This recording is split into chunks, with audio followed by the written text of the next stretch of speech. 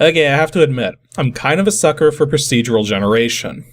Now, I was trying to avoid that for the progression in this game because I wanted it to have a more unified feel to it, so that it didn't feel too random or too, I don't know, too mishmashy. Like, I didn't want it to seem like the game was being unfair in a sense, but the more I started to put together the progression tables, the more I realized doing this manually was going to take forever. So procedurally generating it will make sure that I can actually have 100 levels and make sure that it all fits together in a decent way. It's not going to be as good as if I handcrafted it, but there are a couple benefits to going this route. One of the first benefits, of course, is that I don't have to handcraft all of the different sort of enemy groups for the levels. In fact, the progression itself is going to randomly decide when to introduce certain enemies. Now, it's still going to introduce them in the same order, but the levels it introduces them on is going to be different for each run. Though one of the potential pitfalls that this introduces is the fact that we're using a password system. So how is the password system going to tie in with making sure that the randomly generated content is generated the right way for the password that's used? So there's actually going to be a sort of world selection going on as well.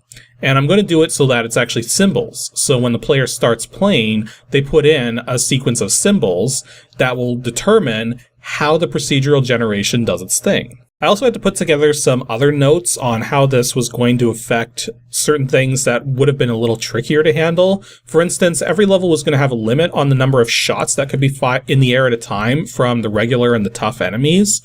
So I had to come up with a way of calculating how that should be figured out. So I think what I came up with works pretty well. You can read it on screen right now, the system that I came up with.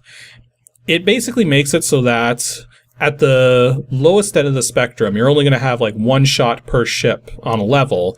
But at the other end, it could be like really freaking high, but it's also really unlikely that that would ever happen because of the number of other chances that would have to all culminate together to make that happen. This also gave me an opportunity to address something else in terms of the procedural generation, in that I didn't necessarily want the weapons to all be available all at once.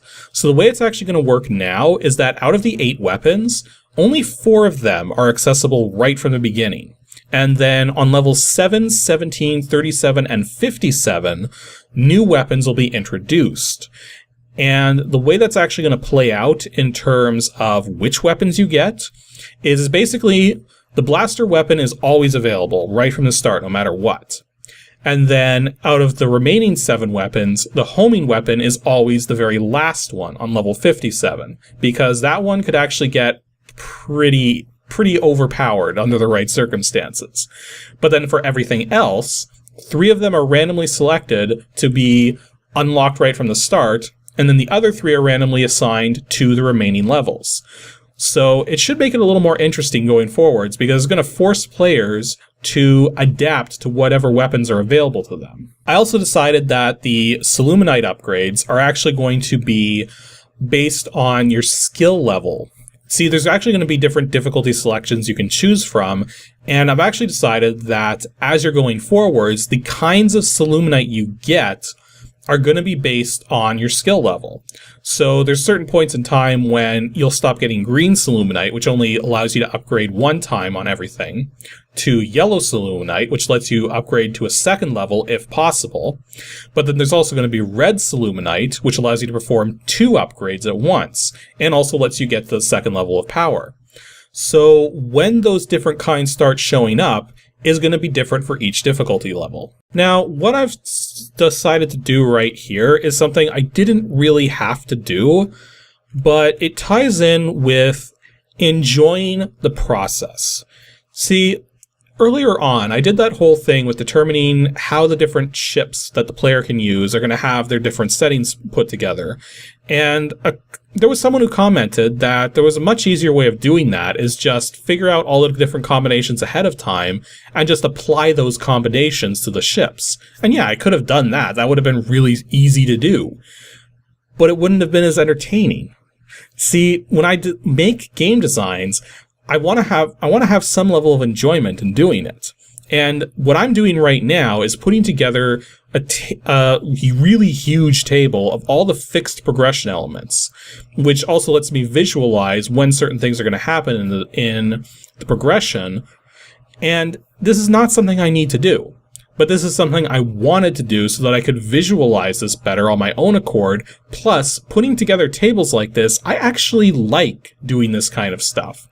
Like, being able to give myself something visual to work from, it benefits me in making me feel like I understand the material that I'm putting together. So there's a few things you're going to notice with these tables.